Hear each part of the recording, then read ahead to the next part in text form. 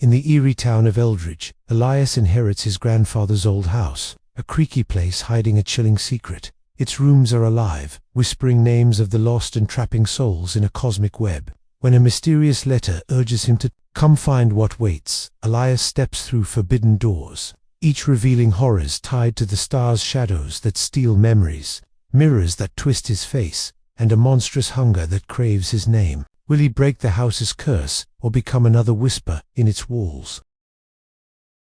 Chapter 1. The Whispering Door. In the quiet town of Eldridge, where old trees bent low like they carried secrets from long ago, lived a young man named Elias. He was not rich or famous, just a simple fellow who fixed clocks and watched the stars at night. His house sat on the edge of the woods, a big old place with creaky floors and dusty corners that his grandpa had left him. Elias liked the peace, but sometimes the wind through the branches sounded like soft voices calling his name. He shook it off as tricks of the mind, but deep down he felt a pull, like the house wanted him to listen closer. One rainy evening, as thunder grumbled far away, Elias found a letter in his mailbox. It was yellowed with age, no stamp, just his name written in fancy script. Inside, the words said, "The rooms, remember, Elias. Come find what waits." No sender, no clue where it came from. He stared at it, heart beating fast, then stuffed it in his pocket. That night, sleep would not come. He tossed and turned, dreaming of doors that opened on their own, leading to places beyond the stars. The next morning, sun peeked through grey clouds, and Elias decided to explore the house. He had lived there for years, but never gone into every room. Some doors stayed locked, keys lost in time, but today he felt brave. He grabbed an old lantern from the shelf, lit it with a match, and started down the hall. The wood floors groaned under his feet, like the house was waking up. Dust floated in the air, sparkling in the light. First he tried the door at the end of the hall. It was tall, made of dark wood, with carvings of strange shapes, like eyes watching him. He turned the knob, but it stuck. Then a whisper came, soft as a breeze. Elias ... double quotes it said. He froze, hand on the knob. Was it the wind? No, the windows were shut tight. He leaned closer, ear to the door. "Elias, open me." The voice was faint, like from far away, but clear. His skin prickled with gooms. Books ... With a deep breath, he pushed hard. The door swung open with a squeak, revealing a room he had never seen. It was big, with high ceilings and walls covered in faded wallpaper that showed stars and moons. In the center stood a table, dusty but set with plates and cups, like someone had just left a meal. Elias stepped in, lantern high. The air smelled old, like books and rain. As he walked, the floorboards shifted, and he heard it again. "Elias, welcome back." He spun around, but no one was there. The door had closed behind him, quiet as a shadow. Panic rose in his chest. He rushed to it, pulled the knob, but it would not budge. "Let me out," he yelled, but only echoes answered. Then, the whispers started everywhere, from the walls, the ceiling, even the floor. Names, hundreds of names, murmured like a crowd in the distance. "Anna, ... Thomas, ... Elias, ... remember us." Elias backed away, heart pounding. He bumped into the table, knocking over a cup. It rolled to the floor but did not break. Instead, it stopped and righted itself, like an invisible hand fixed it. He blinked, sure his eyes tricked him. The room felt alive, watching him.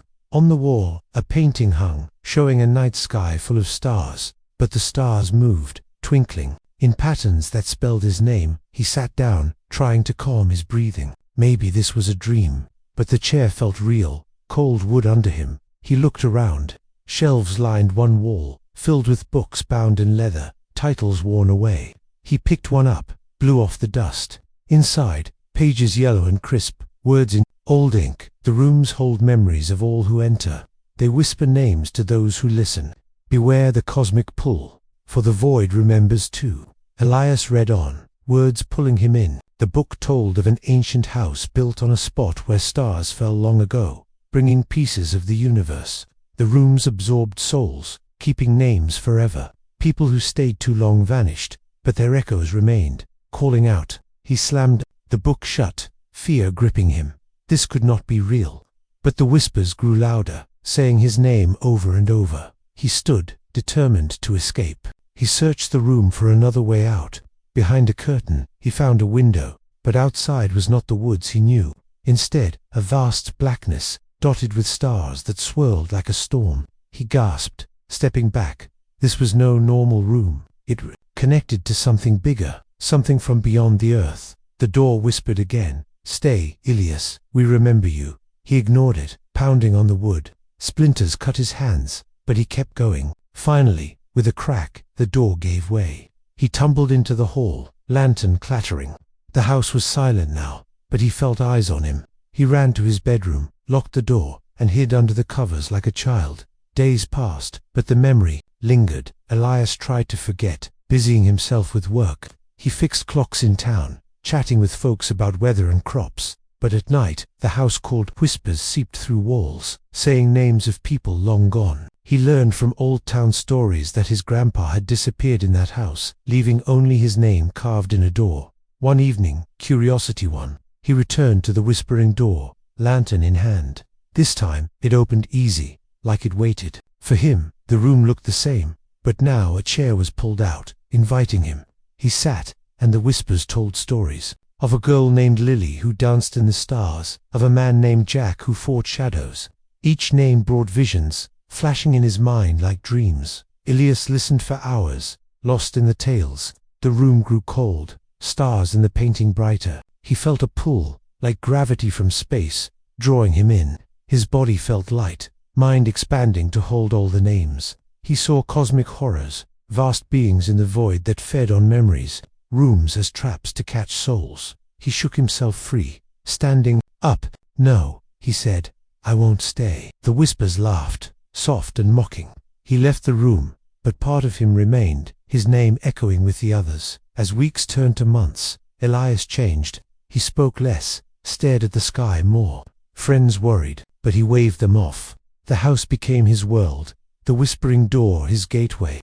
He explored deeper, finding halls that twisted like mazes, rooms that shifted places. One night, storm raging outside, he heard a new whisper, "Elias, come deeper." The cosmic heart waits. He followed, downstairs he never knew existed, into basements dark and deep. There, walls pulsed like living things, names glowing in the stone. He touched one, and pain shot through him. Visions flooded, galaxies spinning, black holes swallowing stars, ancient entities whispering names across time. He screamed, but the house swallowed the sound. Back in his bed, he wrote in a journal, hands shaking. The rooms remember, because they are alive. They connect to the stars, pulling in what we forget. I must stop it, or lose myself. But the pull grew stronger. Elias dreamed of floating in space, names orbiting like planets. He woke sweating, heart racing. The house creaked in approval. He decided to fight. He gathered tools, hammer, nails, fire. He would seal the door, burn the books. But as he approached, the whispers begged, "Don't forget us, Elias. We are you." He hesitated, hammer raised. A tear fell. The names were lonely, lost in the void. Maybe he could save them. Instead, he entered again, deeper this time. The room expanded, walls fading to show endless space. Stars rushed by, comets trailing light. He floated, weightless, hearing billions of names from across the universe. Terror gripped him. These were not just human names, alien words, from worlds unknown, horrors beyond imagination.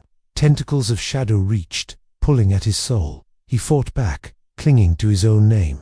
"Elias," he shouted. The room shook, stars dimming. He fell to the floor, door opening. Exhausted, he crawled out. The house was quiet, but he knew it waited. The cosmic horror lurked, gothic shadows hiding truths too big for man. Elias vowed to learn more, to face the rooms. Little did he know, each visit bound him tighter, his name etched forever. The town noticed his pale face, wild eyes. They whispered about the cursed house. But Elias pressed on, drawn to the whispers dot in the room. He found a map on the wall, stars, connected like dots. It led to other rooms, each holding pieces of the puzzle. He followed, heart full of dread and wonder. The gothic air thickened, dust like fog. Horror built slow, like a storm gathering. Names swirled, stories unfolding. A woman who saw the end of time, a child who spoke to voids. Elias absorbed them, mind-stretching. He felt small, insignificant in the cosmic scale. The house was a speck, but connected to all. Nights blurred into days. He forgot to eat. Sleep came in fits. Dreams merged with reality. Rooms calling always. One dawn, he woke in the room, not remembering entering. The door was gone, walls closing in. Panic rose. He banged on nothing, screams echoing. Then, calm came. The whispers soothed. "You are home, Elias." He sat, listening. Stories poured in, long and twisted, of universes colliding, gods falling, names the only remnants. Hours passed, or years. Time bent in the room. He saw his life flash, from birth to now, name glowing among stars. The horror was not monsters, but vast emptiness, where names floated alone. He laughed, mad with knowledge. The room remembered, and now he did too.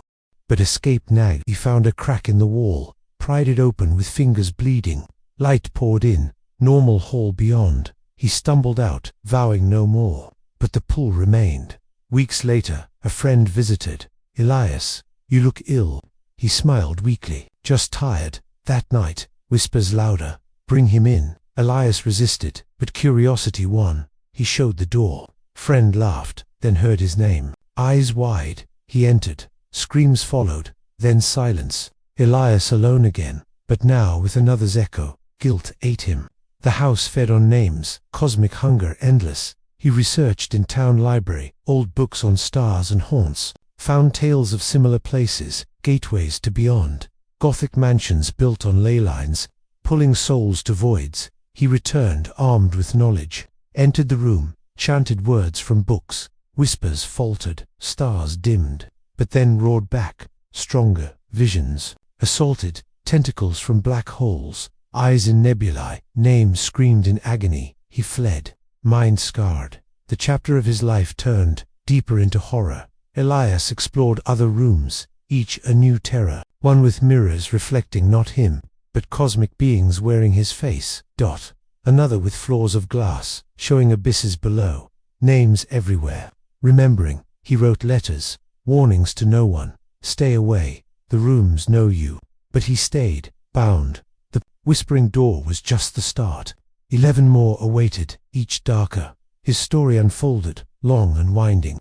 In paragraphs of fear and wonder, the town faded from his mind. Houses universe, stars called, gothic shadows danced, horror built, cosmic, scale crushing. Yet he pressed on, name remembered forever. Chapter 2, Shadows of Forgotten Names. Elias stood in the hallway of his grandfather's old house, the lantern in his hand, casting a weak glow that barely pushed back the dark.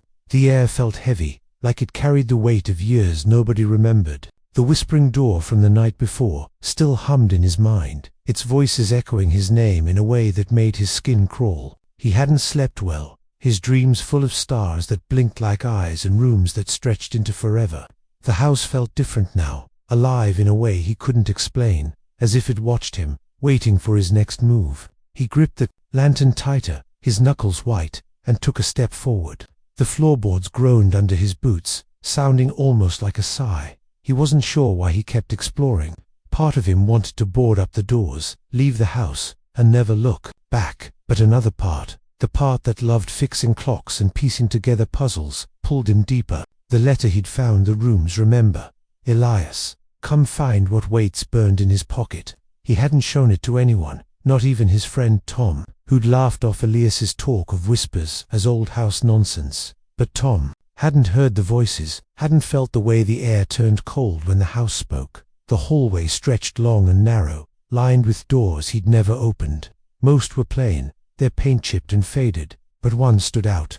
It was black, as coal, with no knob, just a smooth surface that seemed to swallow light. Elias stopped in front of it, his breath catching. The lantern flickered, though there was no breeze. He raised a hand, hesitating, then pressed his palm against the wood. It was cold, like touching a frozen pond.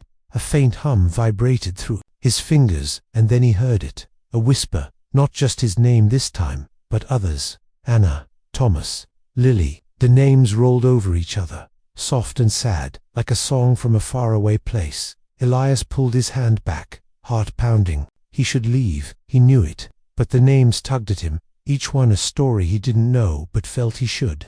He pushed the door, expecting it to stick like the last one, but it swung open silently, revealing a room swallowed by darkness. The lantern's light barely reached inside, as if the shadows pushed it back. He stepped in, and the door closed behind him with a soft click. The air was thick, smelling of damp earth and something sour, like old sorrow. The room was bigger than it should have been. The house wasn't that large, yet this space felt endless, the walls lost in gloom. His boots echoed on the floor, though it looked like stone, not wood. As he walked, the shadows moved, not like normal shadows that follow light, but like they had minds of their own. They twisted and curled, forming shapes people. He realized, his stomach tightening. Tall, short, young, old, their outlines flickered in the dark, swaying like they danced to music he couldn't hear. "Who's there?" Elias called, his voice small in the vast room. The shadows didn't answer, but the whispers grew louder, names piling on top of each other. James, Sarah, Elias. His name again, sharp and clear, made him flinch. He swung the lantern, trying to see more, but the light seemed weaker now, barely aglow. The shadows grew bolder, circling him. One reached out, a hand made of darkness, and brushed his arm. It was cold, so cold it burned, and with it came a flash in his mind, a memory not his own. He saw a sailor, young and strong, standing on a ship under a sky full of stars. The sea was calm, but the stars moved, swirling into a spiral that pulled at the water. The sailor screamed as the ship broke apart, sucked into a void where stars blinked like hungry eyes. His name was Samuel, and his last thought was of home, a little house by a river. The vision faded, and Elias stumbled back, gasping. The shadow hand pulled away, but others reached, each touch bringing a new memory. A woman named Clara, sewing by a fire, her hands trembling as she heard whispers. From the walls, a boy named Peter, running through a field, chased by shadows that weren't cast by the sun. Each name carried pain, fear, and a longing to be remembered. Elias's head spun, the weight of their stories pressing down on him. He wanted to run, but his legs felt heavy, like the room held him tight. "Stop it," he shouted, swinging the lantern. The shadows scattered, then reformed. Closer now. They weren't just shapes anymore. They had faces, faint and blurry, eyes hollow but staring. One stepped forward, a tall figure with a crown of shadow. "Elias," it whispered, voice like wind through dead leaves. "You hear us, you remember." He shook his head, backing toward where the door should be, but the wall was smooth. No exit in sight. That the figure moved closer, and another memory hit him. A queen, proud and fierce, standing in a hall of mirrors. Her name was Isolde, and she ruled a land lost to time. She had found a room like this one, full of shadows that promised power. She listened too long, and the shadows took her, piece by piece, until only her name remained, trapped in the dark. Elias saw her last moments, her hands clawing at mirrors that showed only stars. Her screams swallowed by the void. He fell to his knees, the lantern clattering beside him. The shadows crowded in, their whispers a storm now. "Stay with us," they said. "Join the forgotten." He squeezed his eyes shut, trying to block them out, but the names kept coming, each one a weight on his soul. He thought of his grandfather, who'd vanished in this house, his name carved into a door. Was he here too, a shadow among shadows? Elias forced himself to stand, grabbing the lantern. Its flame was nearly gone, but he held it high. "I'm not one of you," he said, voice shaking but firm. The shadows paused, their faces flickering. He took a step, then another, searching for the door. The room seemed to shift, walls bending, like they breathed. He felt a pull, not just from the shadows, but from something deeper, something beyond the house, beyond the earth. It was vast, cold, and hungry, a cosmic force that fed on names and memories. He stumbled over something, a book, thick and heavy, its cover black as the door. He opened it, pages crumbling under his touch. Words glowed faintly, written in a language he didn't know but could somehow read. "The shadows are echoes of those who entered the rooms. They seek to be remembered, but the house binds them to the stars." Elias's hands shook as he read. The book spoke of a power older than time, a force that lived in the house, connecting it to places where light died and names became eternal. The shadows watched as he read, their whispers softening. "You see," they said, "you understand." He slammed the book shut, heart racing. He didn't want to understand, he wanted out. He ran, not caring where, until his hands found a wall. He pounded on it, screaming, and the shadows laughed. A sound like breaking glass. Then a crack appeared, light spilling through. He pushed, and the wall gave way, revealing the hallway. He fell through, the door slamming shut behind him. The lantern went out, leaving him in darkness, but he was out. He crawled to his room, locked the door, and sat against it, breathing hard.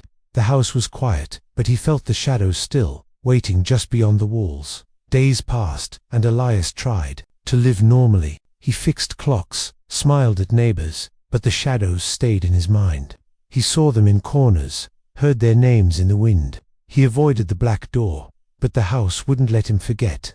At night, whispers came through the walls, telling stories of people who'd lived and died in Eldritch, people the house had claimed. One evening, Tom came by, his usual grin gone. "You look like you've seen a ghost, Elias," he said.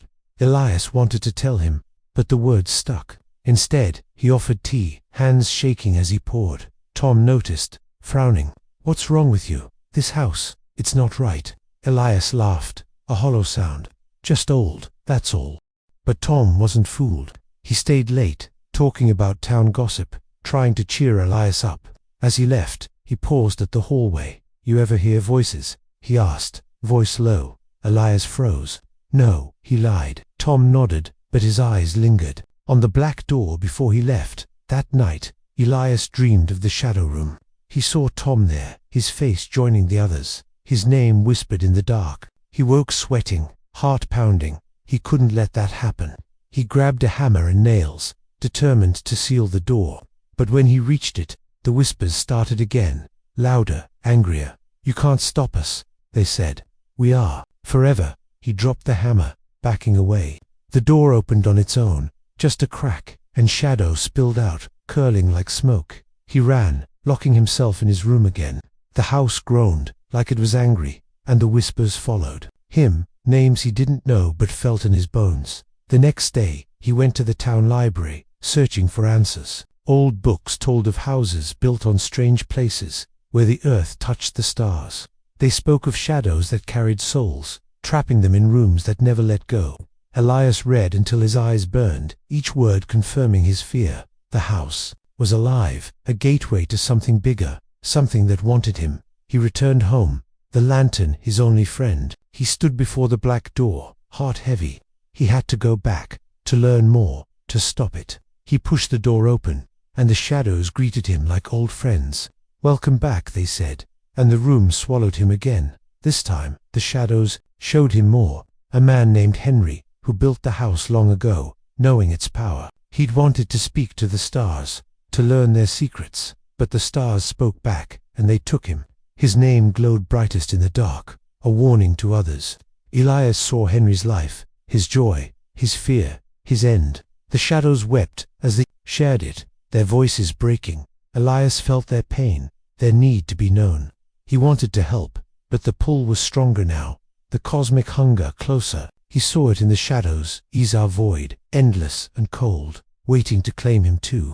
He fought it, clinging to his own name, his own life. "I'm Elias," he whispered, over and over, like a prayer. The room shook, shadows screaming. He ran, finding the door by luck or fate. He fell into the hallway, the door slamming shut. The house was silent, but he knew it wasn't done. The shadows remembered, and they wanted him to join them. He wrote in his journal, hands shaking, "The house is a trap, built to catch souls. The shadows are its keepers, the names its food. I have to fight, or I'll be one of them." But even as he wrote, he felt the pull, the whispers calling him back. Weeks passed, and Elias changed. He spoke less, his eyes distant. The town noticed, whispering about the cursed house. He didn't care. The shadows were his world now, their stories filling his dreams. He saw them everywhere behind trees, in reflections, in the stars. One night, he heard a new whisper, deeper than the rest. "Come to the heart," it said. "See what the shadows hide." He knew it meant another room, another piece of the puzzle. He grabbed the lantern, heart heavy with dread and wonder. The black door waited, open just a crack. He stepped through, ready to face the shadows again. They greeted him with names, thousands of names, each one a life lost to the house. He listened, letting their stories wash over him, knowing he might not escape this time. The room stretched into darkness, the shadows dancing faster now. They showed him worlds beyond his own planets of ice, stars that sang, creatures with no form but endless hunger. He saw the house's heart, a place where names became stars, trapped forever in a cosmic web. Elias stood, frozen, as the shadows closed in. He felt his name slipping, joining the others. He fought, shouting his own name, but the whispers were louder. "You are ours," they said, and for a moment he believed them, but something in him snapped. He ran, faster than before, the lantern swinging wildly. The shadows chased, their hands grabbing, but he found the door, bursting into the hallway. He collapsed, gasping, the house silent but watching. He knew he couldn't stop. The shadows would call again, and he'd answer, drawn by their stories, their pain. The house was alive, and he was part of it now, his name etched in its walls. Chapter 3. The mirrors. Memory. Elias hadn't been the same since the shadow room. His hands shook when he held his tools, and his eyes darted to corners where no one stood. The whispers followed him, not just at night now, but in the bright of day, seeping through the walls of the old house like damp rot. He avoided the black door, boarding it up with nails that bent under his hammer, as if the house refused to be sealed. The town of Eldridge noticed his change. Folks whispered about his pale face and wild eyes, but he brushed off their concern with a weak smile, saying he was just tired. But he wasn't tired. He was haunted. The letter from weeks ago, with its cryptic words, "The rooms remember." Elias, come find what waits, sat on his bedside table, its edges curling like it aged faster than it should. He read it every night, hoping for answers, but it only deepened the mystery. The house was alive, he was sure of it, a maze of secrets tied to the stars. The whispering door had shown him names trapped in time. The shadow room had shared their pain. Now, he felt the house pulling him toward another door, one he'd passed 100 times but never opened. It was in the upstairs hall, tucked in a corner where the light never quite reached. The door was old, its wood pale and splintered, with a brass knob tarnished green. Above it, carved into the frame, was a single word: reflect. Elias had noticed it before, but thought it was just decoration, some odd choice by his grandfather. Now, it felt like a command. He stood before it, lantern in hand, the flame steady but weak. The air was cold here, sharper than the rest of the house, and the floor creaked like it warned him to turn back. He touched the knob, and a jolt ran through him. Not pain but something else, memory, maybe, or recognition. The door opened with a sigh, revealing a room smaller than the others, its walls lined with mirrors, dozens of them, big and small, framed in gold or wood or nothing at all, their surfaces cloudy with age. The floor was polished wood, reflecting the mirror's reflections, creating a dizzying maze of light. Elias stepped inside, and the door shut softly behind him. His lantern cast shadows that danced in the glass, but they weren't his shadows. They moved wrong, too slow, too deliberate. "Elias," a voice whispered, not from the room but from the mirrors themselves. He spun, holding the lantern high, but saw only his own face staring back, except it wasn't quite his face. His eyes in the mirror were darker, older, like they'd seen things he hadn't. He stepped closer, heart pounding, and the reflection smiled, though his mouth stayed still. "You're here," the mirror said, voice soft but clear, like it spoke inside his head. He backed away, bumping into another mirror. This one showed a different Elias, younger, a boy laughing in a field he didn't remember. The image flickered, and the boy's face twisted, eyes wide with fear, mouth open in a scream. "Help me," the boy said, voice muffled like it came from underwater. Elias stumbled, turning to another mirror. This one showed him old hair, white, hands wrinkled, standing in this same room, staring back at himself. "You never left," the old Elias whispered. The room spun.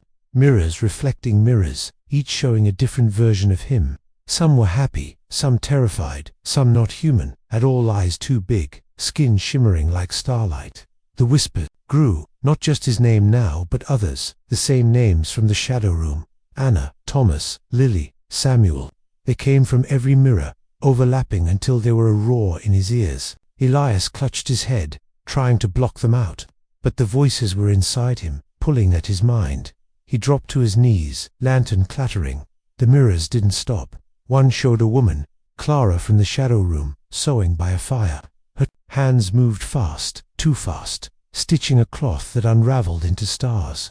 She looked at him, eyes glowing, and said, "You see us because you're one of us." Another mirror showed the sailor, Samuel, drowning in a sea of light, his hands reaching. "For Elias, take my place," he begged. Elias screamed, "I'm not you." But the mirrors laughed, their voices sharp as broken glass. He crawled to the center of the room, where a single mirror stood taller than the rest, its frame carved with stars and moons. Its surface was black, not silver, like it held night itself. He didn't want to look, but his eyes betrayed him. The black mirror showed nothing at first, just darkness. Then, slowly, a face appeared, not his, but his grandfather's, weathered and sad. "Elias," the old man said, voice heavy, "I tried to warn you. The rooms keep what they take." Elias's breath caught. "Grandpa," he whispered. The face nodded, then flickered, showing others people he didn't know but felt he should. A girl with flowers in her hair, a man with a sword, a child clutching a toy. Their names came with their faces. Lily, Henry, Peter. Each one spoke, telling stories of entering the house, finding rooms that promised secrets, only to be trapped. "The mirrors hold us," Lily said, her voice soft as petals. "They show what was, what is, what will be." Elias stood, trembling. "Why me?" he asked. The mirrors answered together, "Because you listen." The room shook, the floor tilting like a ship in a storm. He grabbed the lantern, its flame nearly gone, and ran for the door. But the mirrors moved, sliding across the walls, blocking his path. His reflections watched, some smiling, some crying, some reaching out with hands that weren't hands but claws of light. He swung the lantern, shattering a small mirror. The glass screamed, a sound that cut through him, and the shards fell like stars, glowing before they hit the floor. The other mirrors roared, their voices a chorus of rage and sorrow. "You can't leave," they said. "Your name is ours." Elias felt it, a pull like gravity, dragging him toward the black mirror. He saw himself step into it, not by choice, but by force, his body dissolving into light, his name joining the others. "No," he shouted, planting his feet. He thought of his life fixing clocks, watching stars, drinking tea with Tom. Simple things, real things. He held on to them, anchoring himself.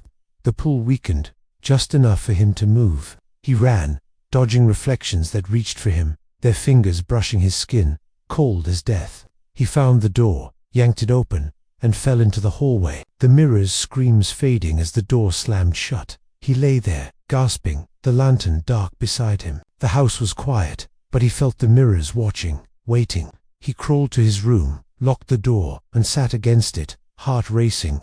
The whispers didn't follow, but he knew they weren't gone. They were in him now, names and faces he couldn't forget. Days passed, and Elias avoided the upstairs hall. He stayed downstairs, fixing clocks by the kitchen fire, pretending life was normal, but the mirrors haunted him.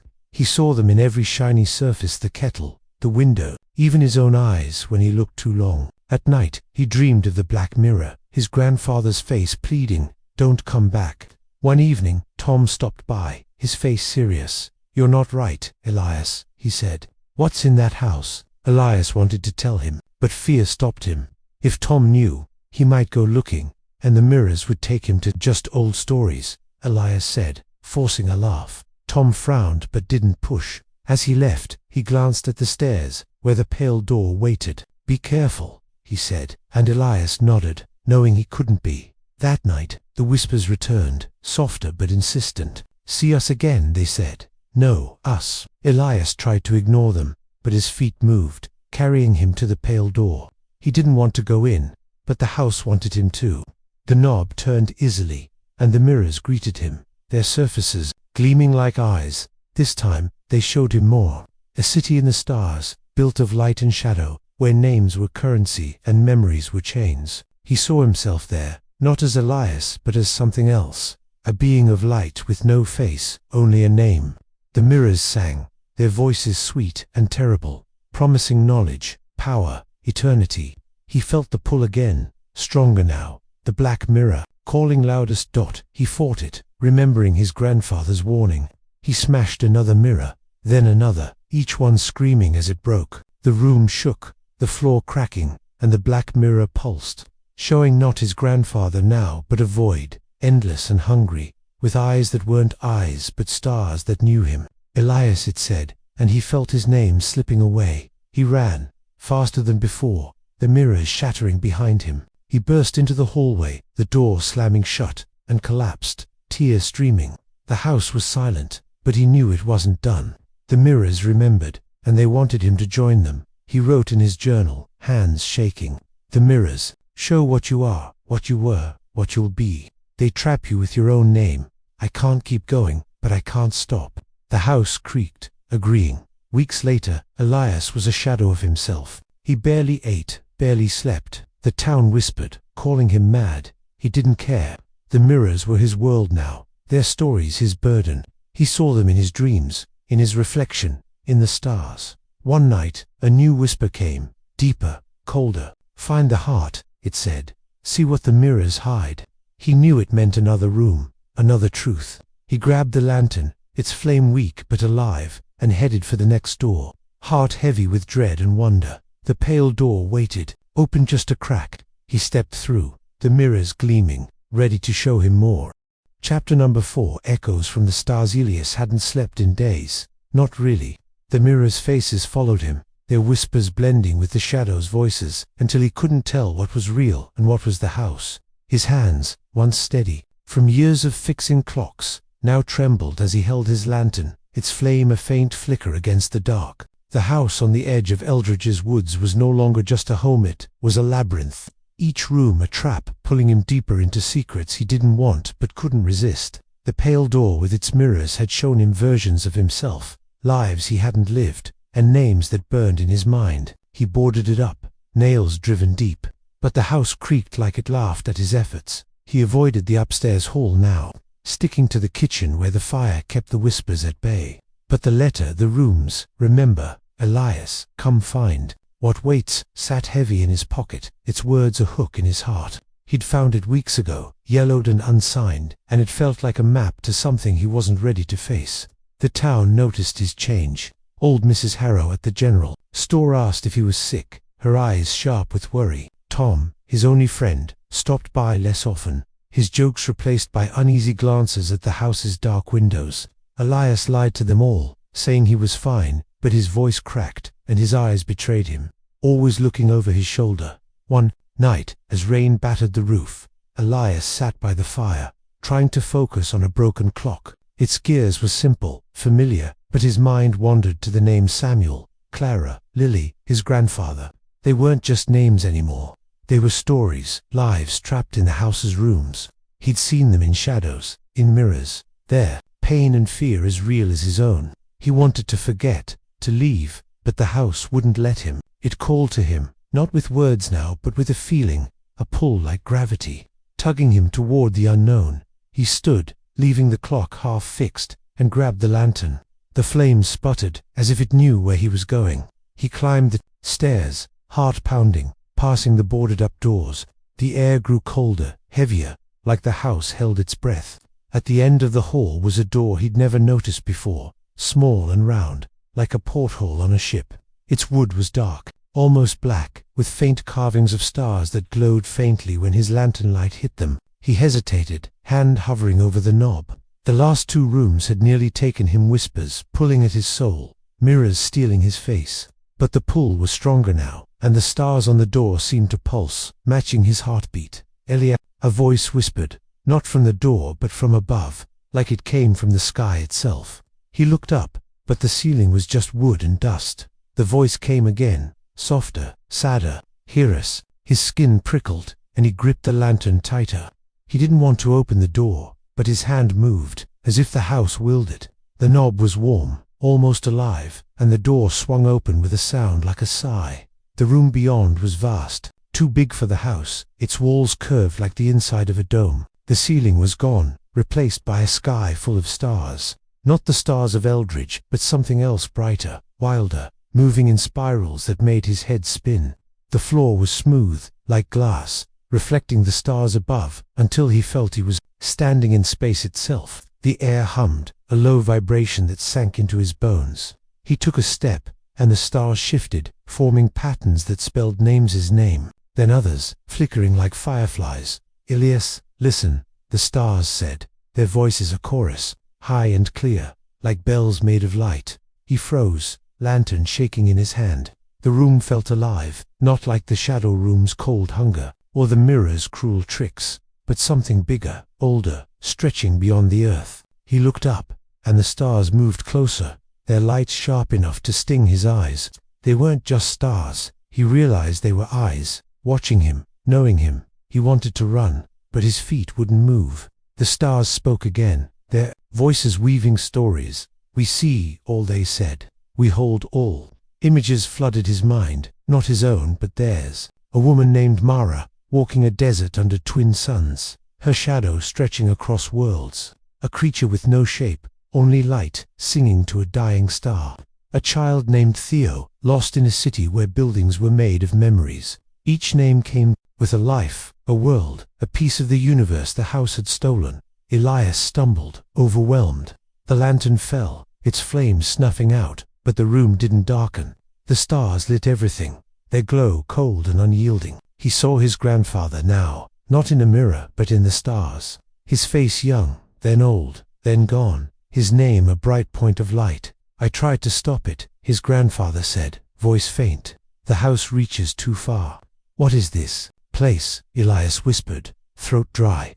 The stars answered, their voices a wave crashing over him. "We are the echoes, the names, the house keeps. We are the stars' memory, bound to this place." He saw it then, a connection, like a thread, from the house to the sky, to places beyond imagining. The house wasn't just alive, it was a door, a bridge to the cosmos, and it fed on names, on souls. To keep that bridge open, he sank to his knees, the glass floor cold under him. The stars showed more worlds burning, skies folding, creatures with no form whispering names across voids. He saw himself, not as he was, but as he could be, a speck of light among the stars, his name eternal but his self gone.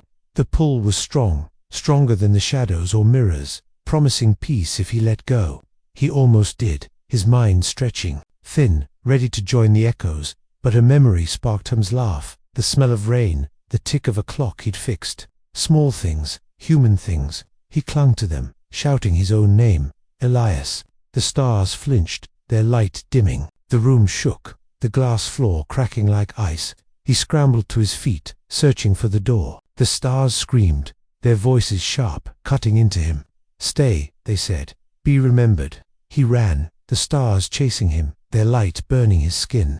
The door was there, small and round, its star carvings glowing red now, like embers. He yanked it open, tumbling into the hallway.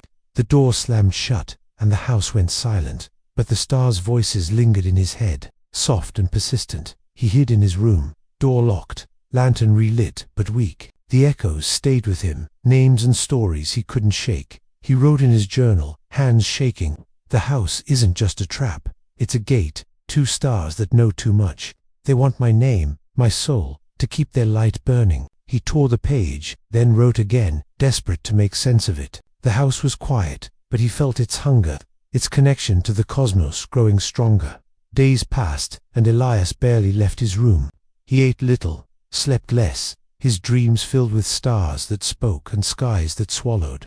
The town whispered, louder now, calling him mad, cursed.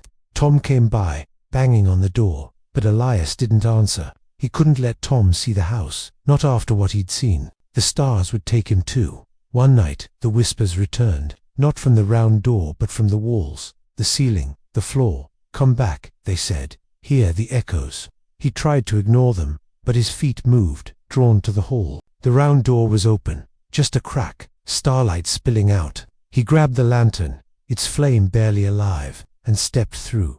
The room was the same, the stars brighter, their voices louder. They showed him more galaxies, spinning, black, holes singing, names carved into the fabric of space. He saw his grandfather again, not just a face but a story. A man who'd tried to close the gate but failed, his name now part of the stars. "Run," his grandfather whispered, but the stars drowned him out, promising knowledge, eternity. Elias felt the pull again, stronger, his name slipping like sand through his fingers. He fought, remembering his life, his home, his name. He smashed the lantern against the floor, the glass shattering, oil sparking into flame. The stars screamed, the room shaking, and he ran, the fire spreading behind him. He burst through the door, collapsing in the hallway as the house groaned. Angry but alive, he sealed the door with boards, nails, anything he could find. But the whispers didn't stop. They came from everywhere now, the house alive with echoes. He knew there were more rooms, more secrets, and the house wouldn't let him go. Etched number 5, the basements, secret Elias, was a ghost of himself, worn thin by the house's relentless pull. The stars' echoes still rang in his ears, their voices mingling with the shadows and mirrors that haunted his every step. He hadn't left the house in weeks, afraid the town would see the fear in his eyes, the way his hands shook when he tried to fix a clock. The letter, the room's remember Elias, come find what waits, was crumpled now, stuffed in a drawer, but its words lived in his head, a constant reminder of the house's hunger. The whispering door, the shadow room, the mirrors, the stars each had taken a piece of him, leaving him hollow, yet he couldn't stop. The house wouldn't let him. He stayed downstairs, avoiding the halls where doors waited like traps. The kitchen was his refuge, its fire a weak shield against the whispers that seeped through the walls. But even there, the house spoke. Floorboards creaked where no one walked, windows rattled without wind. At night, he heard his name, not just from the rooms but from below, deep and low, like a heartbeat under the earth. The basement, he'd never gone down there, not in all the years he'd lived in his grandfather's house. The door was in the back of the pantry, heavy and iron, locked with a bolt that rusted shut long ago. He'd always thought it held nothing but old junk boxes, cobwebs, maybe rats. Now, he wasn't so sure. One evening, as thunder rolled over Eldridge, Elias sat by the fire, trying to focus on a broken pocket watch. Its gears were stuck, like his mind, caught in the house's maze. The rain pounded, and the whispers grew louder, not from the upstairs doors, but from below. Elias, they called, their voices muffled, as if trapped under stone. He dropped the watch, its glass cracking on the floor. His heart raced, and he grabbed the lantern, its flame weak but loyal. He didn't want to go, but his feet moved, drawn to the pantry like a moth to light. The iron door loomed, its surface cold and rough, etched with faint lines that looked like words in a language he didn't know. He touched it, and the whispers sharpened, saying names he recognized: Samuel, Clara, Lily, his grandfather. They weren't calling him now. They were begging, their voices full of fear. "Don't," they said. "It's down there." Elias' hand shook, but he slid the bolt back, surprised when it moved easily, as if the house wanted him to enter. The door groaned open, revealing a staircase that spiraled into darkness, its stone steps worn smooth by time or feet he didn't want to think about. He descended, the lantern casting long shadows that twisted like living things. The air grew thick, smelling of damp earth and something sharp, like metal or blood. The stairs went deeper than they should, far below the house, as if they led to the heart of the earth. His boots echoed, each step answered by a whisper. "Elias, see the secret," the voices said, no longer sad but eager, almost hungry. He wanted to turn back, but the door was far above now, and the stairs seemed to move, carrying him down at the bottom. The lantern's light revealed a vast chamber, its walls rough stone carved with symbols, circles, spirals, lines that pulsed, faintly, like veins. In the center stood a pool, its surface black and still, reflecting nothing, not even the lantern's flame. The air hummed, a low vibration that made his teeth ache. He stepped closer, and the whispers exploded, names pouring from the pool, the walls, the air itself. Anna, Thomas, Elias. His name hit like a blow, and he stumbled, catching himself on a stone pillar. It was warm, almost alive, and when he touched it, a vision flashed. He saw a man, Henry, the one from the shadow room, standing in this basement long ago. He held a book, its pages glowing, and chanted words that made the pool ripple. Shadows rose from it, not human but something else, with eyes like stars and limbs that bent wrong. Henry screamed as they took him, his name sinking into the pool, his body dissolving into light. The vision faded, and Elias gasped, pulling his hand from the pillar. The pool stirred, ripples spreading, and a voice spoke, deep and slow. Not from the house, but from something older, bigger. "You've come," it said. "The secret waits." Elias backed away, heart pounding. The pool's surface broke, and a hand reached out, not flesh but shadow, its fingers long and sharp. It grabbed for him, and he swung the lantern, its light flickering. The hand recoiled, but more rose, each one whispering a name. He saw faces in the pool now, not reflections but people, trapped, their eyes wide with terror. Clara, sewing her unraveling cloth. Samuel, drowning in light. His grandfather, face lined with regret. "Run," they mouthed, but their voices were drowned by the deep one. "Join us," it said. "Be eternal." He ran, tripping on the uneven floor, the lantern swinging wildly. The shadows chased, their hands brushing his back, cold as ice. He saw more visions with each touch. A woman named Mara, lost in a desert of stars. A boy named Theo, trapped in a city of memories. Their names burned in his mind, joining his own. He felt the pool's pull, not just on his body but on his soul, wanting to drag him in, to make him part of its secret. The stairs were there, impossibly far, but he climbed, his breath ragged. The shadows followed, their whispers a storm.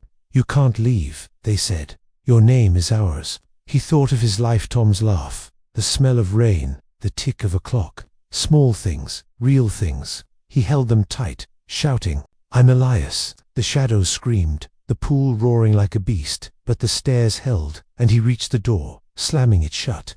The bolt slid back, locking the basement away, but the whispers lingered, faint but alive. He collapsed in the pantry, lantern dark, chest heaving. The house was quiet, but he felt the pool's hunger, its connection to the stars, the shadows, the mirrors. He crawled to his room, locked the door, and wrote in his journal, hands shaking. The basement holds the heart of it all, a pool that eats names, lives, souls. It's not just the house, it's tied to something out there, in the stars. He tore the page, then wrote again, desperate to understand. Days passed, and Elias stayed away from the pantry. He barely ate, his dreams filled with the pool's black surface. The hands reaching the town whispered louder, calling him cursed, mad. Tom came by, banging on the door, but Elias didn't answer. He couldn't let Tom near the basement, not after what he'd seen. The house would take him to. One night, the whispers returned, not from the basement but from everywhere, walls, ceiling, floor. "Come back," they said. "See the secret." He tried to ignore them, but his feet moved, drawn to the pantry. The iron door was open, just a crack, shadow leaking out like smoke. He grabbed the lantern, its flame weak, and stepped through. The basement was the same, the pool waiting, its surface rippling. The whispers were louder, names crashing like waves. He saw more now, worlds beyond, stars that screamed, creatures that fed on memory. The pool showed his grandfather, not just a face but a warning, his voice faint. "Close it," he said, "before it takes you." Elias felt the pull, his name slipping, his soul thinning. He fought, remembering his life, his name. He smashed the lantern against the pillar, oil sparking into flame. The shadows screamed, the pool thrashing, and he ran, the fires spreading. He reached the door, collapsing in the pantry, as the house groaned, angry but alive. He sealed the door, with boards, nails, prayers, but the whispers didn't stop. They were in him now, the secret too big to forget. He knew there were more rooms, more truths, and the house would call again. Etched number 6. Nightmares in the attic. Elias was unraveling, his life a threadbare cloth, torn apart by the house's relentless grip. The basement's black pool lingered in his mind, its shadowy hands and pleading faces. Clara, Samuel, his grandfather, his every moment. He hadn't slept properly in weeks, his eyes sunken, his hands too shaky to fix the clocks that once grounded him. The town of Eldridge whispered about him, their words sharp with pity and fear, but he didn't care. The house was his world now, its rooms a maze of horrors he couldn't escape. The letter, the rooms remember, Elias, come find what waits, was a weight in his soul. Its words a chain pulling him deeper into the house's secrets. He avoided the pantry's iron door, its bolts reinforced with every nail he could find, but the whispers found him anyway. They came from the walls, the floor, even the air, no longer just names but commands, urging him to keep going, to see more. He stayed in the kitchen, the fire his only comfort, but even that felt weak against the house's cold. His friend Tom had stopped visiting, His last words, "You're not right, Elias," echoing like a warning. Elias wanted to tell him everything, to beg him to stay away, but fear stopped him. The house would take Tom, just as it was taking him. One stormy night, as lightning cracked the sky, Elias sat by the fire, clutching a broken clock. Its hands were frozen at midnight, like a sign. The whispers grew louder, not from below this time but from above, sharp and jagged, like broken glass. "Elias," they called, their voices twisting into laughter that wasn't human. He looked up, heart pounding, and realized they came from the attic. He'd never gone up there, not in all his years in the house. The door was at the end of the upstairs hall, a narrow hatch in the ceiling, its pull rope dangling like a noose. His grandfather had warned him as a boy, "Stay out of the attic, Elias. It's no place for the living." He grabbed his lantern, its flame flickering like it knew what waited. The stairs creaked as he climbed, each step heavier than the last. The hatch was old, its wood warped and stained, with faint scratches that looked like claw marks. He pulled the rope, and the hatch fell open, a ladder sliding down with a groan. Dust poured out, choking him, and the whispers turned to screams, not of pain, but of hunger. "Come see," they said. "No, the nightmares." Elias's hands shook, but he climbed, the lantern swinging. Its light swallowed by the dark above that the attic was vast, far bigger than the house should allow, its rafters stretching into shadows that moved like living things. The floor was littered with broken things, dolls with missing eyes, books with torn pages, a cracked mirror reflecting nothing but black. The air was thick, smelling of rot and something sweet, like flowers left. Two long cobwebs hung like curtains, brushing his face, and the whispers grew, filling the space with names in her. Thomas, Lily, his grandfather. They weren't just voices now. They were shapes, faint and flickering, like dreams caught in the air. Elias stepped forward, and the floor shifted, soft under his boots, like it breathed. The lantern's light caught something in the center of the attic bed, old and rusted, its mattress sagging, stained with dark patches that looked like blood. Around it, the air shimmered, and the whispers became images, nightmares spilling. Into his mind, he saw a girl, Lily, lying on the bed, her eyes wide, staring at the rafters as shadows crawled over her. She screamed, but the sound was trapped, her name fading into the dark. Then Samuel, the sailor, drowning in a sea of stars. That poured from the ceiling, his hands clawing at nothing. Elias stumbled back, heart racing. The bed pulsed, its frame creaking, and the nightmares grew stronger. He saw his grandfather, young and strong, standing in this attic, a knife in his hand, cutting at the air as if to fight something unseen.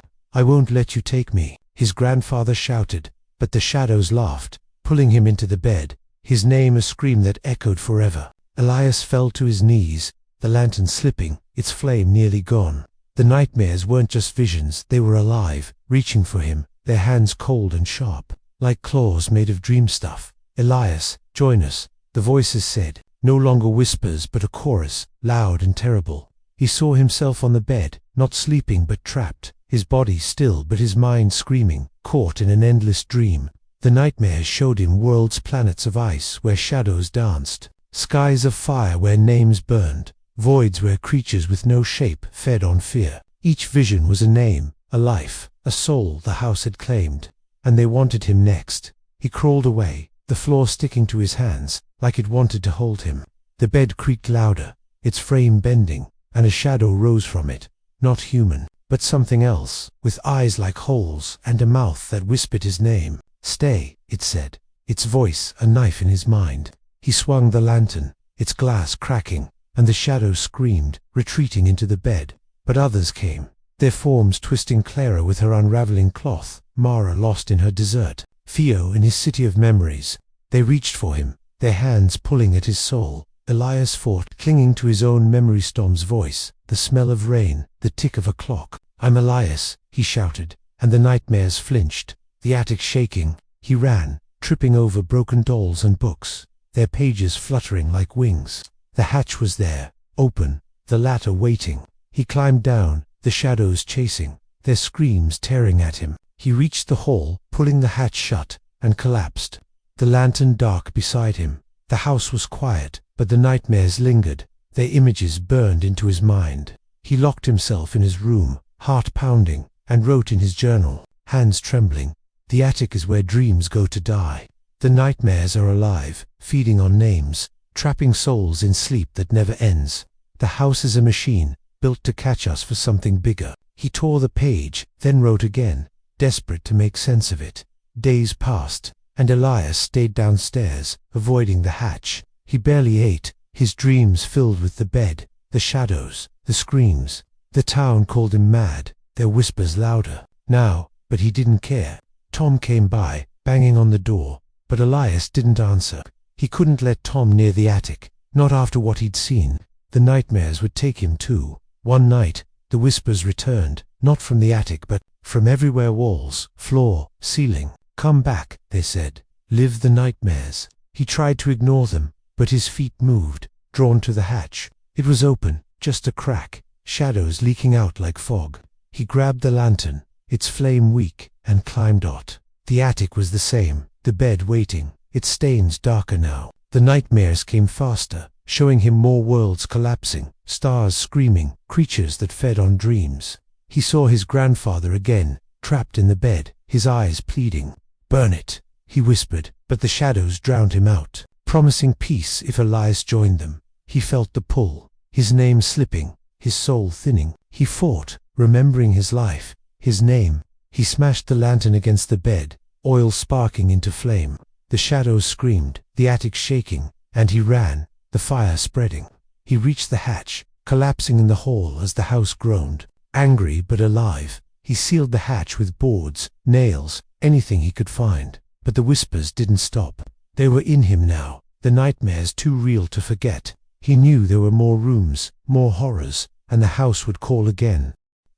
Number 7, the clock that ticks backwards. Elias was a shadow of the man he'd been, his spirit frayed by the house's endless horrors. The attic's nightmares clung to him, their twisted visions of screaming stars and clawing shadows seeping into his waking hours. He hadn't left the house in months, his world shrinking to its creaking walls and whispering rooms. The town of Eldridge had all but given up on him, their whispers of mad Elias now a fact rather than gossip. Tom's visits had stopped, his last knock unanswered, and Elias felt the weight of his friend's absence like a stone in his chest. The letter, the rooms remember Elias. Come find what waits was a ghost in his mind, its words a chain he couldn't break. He stayed in the kitchen, the fire his only shield against the house's hunger. His clocks, once his pride, lay scattered, their gears untouched, their hands still. He couldn't fix them anymore. His hands shook too much, his mind too full of names: Clara, Samuel, Lily, his grandfather. Each room he'd entered had taken a piece of him, the whispering door with its cosmic pull, the shadows with their forgotten lives, the mirrors with their false faces, the stars with their endless eyes, the basement's pool with its hungry hands, the attic's bed with its living nightmares. He wanted to flee, to burn the house down, but it held him, its whispers now a part of his blood. One foggy morning, as mist pressed against the windows, Elias heard a new sound, not a whisper but a tick, slow and wrong, like a heartbeat out of rhythm. It came from the parlor, a room he rarely used, its furniture draped in dusty sheets. He grabbed his lantern, its flame a faint glow, and followed the sound, his boots heavy on the groaning floor. The parlor was dim, its air thick with the smell of old wood and time. In the corner stood a clock, tall and ancient, its face carved, with symbols that matched the ones he'd seen in the basement: circles, spirals, lines that seemed to pulse. He didn't remember it being there, but the house had a way of moving things, showing him what it wanted him to see. The clock's hands moved backward, not fast but steady, counting down instead of up. Each tick was a jolt, like a nail in his spine. He stepped closer, and the whispers started, not from the walls, but from the clock itself. "Elias," they said, soft and sharp, like a blade wrapped in silk. "Time runs back for you." He froze, heart pounding. The lantern's light caught the clock's face, and he saw his reflection, not his face now, but younger, older, then not human at all. Eyes glowing like the stars he'd seen in the attic. He reached out, then stopped, remembering the basement's pillar, how its touch had burned visions into him. But the clock ticked louder, pulling him in. He touched the wood, and a shock ran through him, not pain but memory, deep and vast. He saw a woman, Anna, standing in this parlor, her hands on the clock, her face pale as she whispered words he couldn't hear. The hands spun faster, and she aged before his eyes, her hair graying, her skin wrinkling, until she crumbled to dust, her name a sigh in the air. The vision shifted, showing Samuel, the sailor, his hands bleeding as he tried to stop the clock, his screams swallowed by its ticks. Then his grandfather, young and fierce, smashing the clock with a hammer, only for it to rebuild itself, its hands still moving backward. Elias pulled his hand away, gasping. The clock ticked on, its sound filling the room, drowning out the whispers. He saw more now, not just visions but truths. The clock wasn't just a machine, it was a heart, tied to the house, to the stars, to the pool in the basement. It held time, not forward but back, unraveling lives, stealing names. He saw himself, not now but before, a boy in this house, playing by the clock, his grandfather watching with sad eyes. "Don't touch it, Elias," he'd said, but the memory was new, like the house had hidden it until now. The clock's hands sped up, and the room changed. The walls faded, replaced by a void, not black but alive, swirling with colors that hurt to look at, blues deeper than oceans, reds like burning worlds. The ticks became voices, names piling on each other. Clara, Thomas, Lily, his grandfather. They weren't just names, they were screams, trapped in the clock's backward time. Elias felt it pulling him, not his body but his past, his memories unraveling. He saw his childhood, his mother's smile, his first clock fixed, all slipping away, sucked into the clock's face. "Stop," he shouted, but the clock laughed, its ticks sharp as knives. He swung the lantern, its glass cracking against the wood, but the clock didn't break. Instead, it grew, its frame stretching, its face glowing, showing not just his reflection but all of him, every moment, every choice, every fear. He saw himself entering the whispering door, the shadow room, the mirrors, the stars, the basement, the attic, each choice leading here, to this clock that wanted to unwind him. He stumbled back, tripping over a sheet-covered chair. The voices screamed louder, not just names now but stories, lives undone by the clock. He saw Mara, lost in her desert, her time reversed until she was nothing.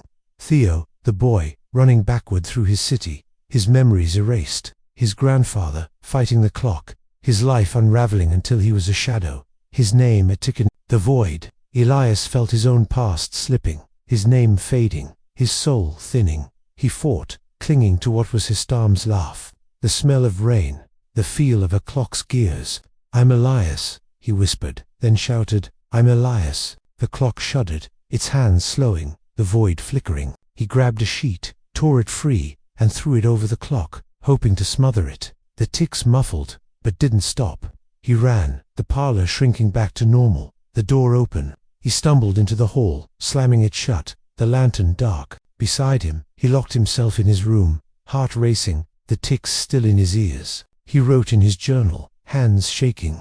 "The clock takes time, not forward but back, stealing who you are. It's the house's heart, tied to the stars, the pool, the nightmares. I can't let it take me." He tore the page, then wrote again, desperate to hold on to himself. Days passed, and Elias stayed away from the parlor. He barely ate, his dreams filled with the clock's face, its hands spinning backward, his life unraveling. The town's whispers were distant now, their pity meaningless. Tom didn't come anymore, and Elias was glad he couldn't let the clock take him too. One night, the ticks returned, not from the parlor but from everywhere: walls, floor, ceiling. "Come back," they said. "Live backward." He tried to ignore them, but his feet moved, drawn to the parlor. The door was open, the sheet gone, the clock ticking louder, its hands faster. He grabbed the lantern, its flame weak, and stepped inside. The clock was waiting, its face glowing, showing his life in reverse, his grandfather's warning, his childhood games, his birth. The ticks were screams now, names undone, souls erased. He saw his grandfather again, fighting the clock, his hammer useless. "Smash it," he whispered, but the clock laughed, its void growing. Elias felt his name slipping, his past fading. He fought, remembering his life, his name. He smashed the lantern against the clock, oil sparking into flame. The ticks screamed, the void shaking, and he ran, the fire spreading. He reached the hall, collapsing as the house groaned, angry but alive. He sealed the parlor with boards, nails, prayers. But the ticks didn't stop. They were in him now, the clock's power too strong to forget. He knew there were more rooms, more horrors, and the house would call again. Etched number 8 faces in the walls. Elias was barely himself anymore, a husk worn thin by the house's relentless hunger. The clock's backward ticks echoed in his skull, joining the whispers, shadows, mirrors, stars, pool, and nightmares that clawed at his soul. He hadn't left the house in months, his life reduced to its creaking halls and suffocating rooms. The town of Eldritch had forgotten him, their whispers of mad Elias now just echoes of a man they no longer saw. Tom's absence was a wound, his last visit a memory Elias clung to, fearing the house would take it to. The letter, the rooms, remember, Elias. Come find what waits was a scar in his mind. Its words, a chain binding him to the house's will. He hid in the kitchen, the fire his only defense against the cold that seeped from the walls. His clocks lay broken, their gears scattered like his thoughts. He couldn't fix them anymore. His hands shook, his mind drowning in names: Clara, Samuel, Lily, his grandfather. Each room had stolen a piece of him. The whispering doors' cosmic pull, the shadows' forgotten lives, the mirrors' false faces, the stars' endless eyes, the pool's hungry hands, the attic's living nightmares, the clock's unraveling time. He wanted to burn the house, to run, but it held him, its whispers now, his heartbeat. One moonless night, as wind howled outside, Elias heard a new sound, not ticks or whispers, but a scratching, like nails on wood, coming from the walls themselves. It was faint at first, then grew, a chorus of scrapes that made his skin crawl. He grabbed his lantern, its flame a weak flicker, and followed the sound, his boots heavy on the groaning floor. The noise led him to the dining room, a place he rarely entered, its long table covered in dust, chairs untouched since his grandfather's time. The walls were papered in faded green, peeling at the edges, but tonight they seemed alive, rippling under the lantern's light. He held the lantern high, and the scratching stopped, replaced by a low hum, like a distant song. The walls pulsed, and then he saw them, faces faint at first, pressing against the wallpaper like they were trapped inside, eyes wide, mouths open. They were human but wrong, their features stretched, their gazes locked on him. Elias, they whispered, their voices muffled, as if speaking through water. He stumbled back, heart pounding, and the faces moved, following him, their outlines sharpening. Clara with her sewing needle, Samuel with his sailor's cap, Lily with her flower crown, his grandfather with his sad eyes. He dropped the lantern, its glass cracking but not breaking, and the faces spoke louder. See us, they said. Know us. He pressed his hands to his ears, but the voices were inside him, pulling at his mind. He touched the wall, and a shock ran through him, not pain but memory, raw and heavy. He saw Clara, trapped in a room like this, her hands clawing at the walls, her name carved into the plaster as she begged to be free. Then Samuel, his fingers bleeding as he scratched his story into the wood, his ship sinking in a sea of stars. His grandfather, older now, his face pressed against the wall, whispering, "Don't let it take you, Elias." The vision faded, and Elias gasped, pulling his hand away. The faces watched, their mouths moving, telling stories of lives lost to the house. He saw Marana, a woman who danced under a sky of fire, her name etched in the walls as she burned. Thomas, a boy who hid in these rooms, his fear carved into the plaster. Each face was a name, a life, a soul the house had claimed. There, scratches a desperate plea to be remembered. The walls hummed louder, the faces pressing closer, their eyes glowing like the stars he'd seen before. "Join us," they said, their voices a chorus, soft but sharp, like a knife's edge. Elias shook his head, backing toward the door, but the walls shifted, closing in, the faces stretching, their mouths wide with hunger. He saw himself among them, his face in the wall, his eyes hollow, his name a scratch in the plaster. The thought made him sick, his stomach twisting, but the faces kept talking, their stories flooding him. He saw world cities of bone, skies of blood, voids where names were the only light. The house wasn't just a trap, it was a prison, its walls a gallery of stolen souls. He grabbed the lantern, its flame barely alive, and swung it at the wall. The faces screamed, their outlines fading, but the wallpaper tore, revealing more faces underneath. Older, stranger, not humanized, too big, mouths with too many teeth. They spoke in languages he didn't know, their voices a storm in his head. He ran, tripping over a chair, the table looming like a judge. The door was there, but the walls moved, blocking his path. The faces reaching out, their hands breaking through the plaster, cold and grey, grabbing for him. "Elias, stay," they said, their fingers brushing his skin. Each touch a memory knot. His own. He saw Mara, lost in her desert, her name scratched into a wall of sand. Theo, the boy, hiding in a city of shadows, his name carved in stone. His grandfather, fighting the walls, his hands bloody, his name a scream. Elias felt his own name slipping, his soul thinning, the faces pulling him in. He fought, clinging to his lifetime's voice. The smell of rain, the tick of a clock. "I'm Elias," he shouted, and the faces flinched, the walls shaking. He swung the lantern again, its flame catching the wallpaper, fire spreading fast. The faces screamed, their voices a howl, and the walls cracked, plaster falling like snow. He ran, the fire chasing him, the door closer now. He burst through, collapsing in the hall, the door slamming shut as the house groaned, angry but alive. The lantern was dark, its glass shattered, but he was out. He locked himself in his room, heart racing, the faces' screams still in his ears. He wrote in his journal, hands trembling.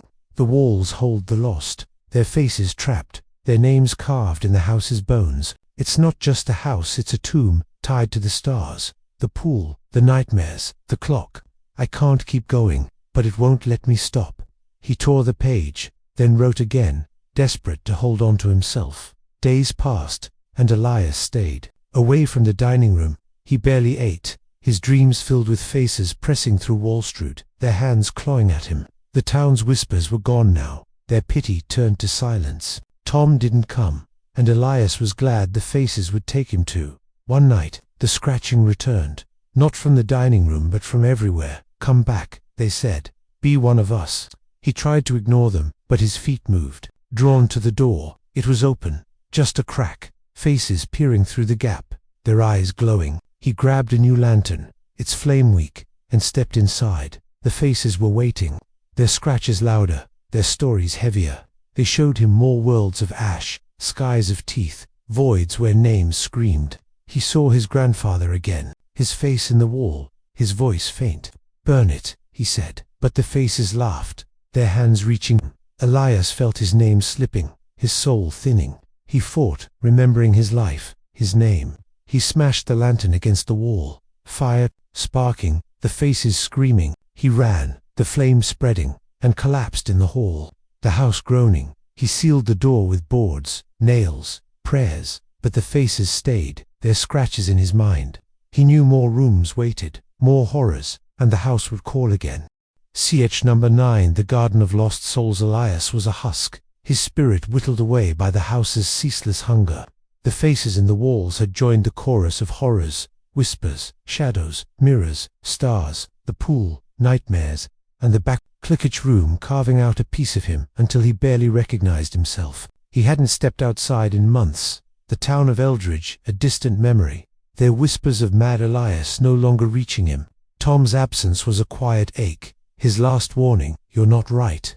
Elias, a faint echo in a mind crowded with names, Clara, Samuel, Lily, his grandfather. The letter, the rooms. "Remember, Elias, come find what waits" was a chain, its words binding him to the house's will. He clung to the kitchen, the fire's warmth a frail shield against the cold that seeped from every corner. His clocks, once his lifeline, lay broken, their gears scattered like his thoughts. He couldn't fix them anymore. His hands trembled, his mind drowning in visions of trapped souls and cosmic voids. He wanted to flee, to burn the house to ash, but it held him, its whispers woven into his breath. Each room had shown him something worse, something bigger, tying the house to a universe that hungered for names, for lives. One twilight, as the sky bled red and the wind wailed like a mourner, Elias heard a new sound, not whispers or ticks, but a rustling, like leaves in a storm, coming from the back of the house. It was soft, then sharp, a chorus of sighs that pulled at his heart.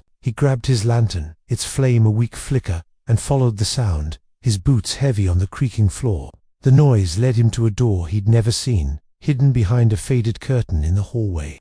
It was small, made of warped wood, with vines carved into its surface, their lines glowing faintly green under the lantern's light. The rustling grew, and with it came voices, soft and sad, whispering names on it. Thomas, Lily, his grandfather. He touched the door, and a chill ran through him, not cold but alive, like touching a living thing. The voices sharpened, pleading, "Elias, come to the garden." His heart pounded, but his hand moved, as if the house willed it. The door opened with a creak, revealing a staircase leading down, not to the basement but somewhere else, somewhere wrong. The air smelled of earth and flowers, sweet but heavy, like a grave in bloom. He descended, the lantern's light swallowed by the dark, each step answered by the rustling, now a chorus of whispers. "See us," they said. "Join us." The stairs ended in a garden, vast and impossible, its boundaries lost in a mist that glowed faintly under a sky of swirling stars. The ground was soft, covered in moss and flowers that pulsed with light, their petals shaped like faces, human, but not quite, their eyes closed, their mouths open in silent screams. Trees loomed, their branches twisted like arms, their leaves whispering names. Elias stepped forward, and the ground sank slightly, as if it breathed. The lantern's light caught the flowers, and he saw them clearer, her face in a rose, her eyes fluttering. Samuel, his features in a lily, his mouth moving. His grandfather, his face in a vine, his gaze sad and knowing. Elias, the garden whispered, its voices coming from the flowers, the trees, the air. He froze, the lantern shaking. The flowers opened wider, their faces waking, their eyes locking on him. "You're here," they said, their voices a song, sweet but heavy with sorrow. He took a step, and the ground pulsed, vines curling around his boots, gentle but firm, like hands. A vision hit him, sharp and sudden. A girl, Lily, dancing in this garden, her feet bare, her laughter turning to screams as vines pulled her down, her name sinking into the earth. Then Samuel, running through the trees, their branches grabbing him, his name woven into their bark. Elias stumbled, the lantern flickering. The garden was alive, not just with plants but with souls, their names trapped in the flowers, the trees, the moss. He saw Morana, her body dissolving into petals, her name a sigh in the wind.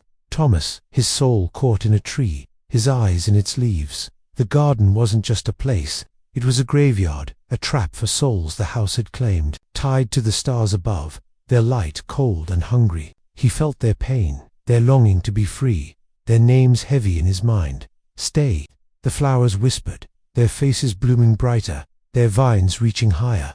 Elias backed away, but the ground shifted, roots rising to trip him. He fell, the lantern slipping, its flame nearly gone. The trees leaned closer, their branches forming a cage, their leaves whispering his name. He saw himself in the garden, his face in a flower, his eyes closed, his soul trapped. The thought made him sick, his stomach twisting, but the voices kept singing, promising peace, eternity. He crawled, the vines tightening, their touch cold and alive. The lantern's light caught a stone in the center of the garden, carved with symbols like those in the basement, circles, spirals, lines that pulsed. He touched it, and a vision flooded him, his grandfather, standing in this garden, a knife in his hand, cutting at the vines as they pulled him down. "Don't let it take you, Elias," he said, his voice faint, his name fading into the earth. The vision shifted, showing the house's heart, a place where the garden, the pool, the clock, the nightmares all met, a cosmic trap feeding on names. Elias pulled his hand away, gasping. The garden's voices grew louder, the vines stronger, wrapping his arms, his legs.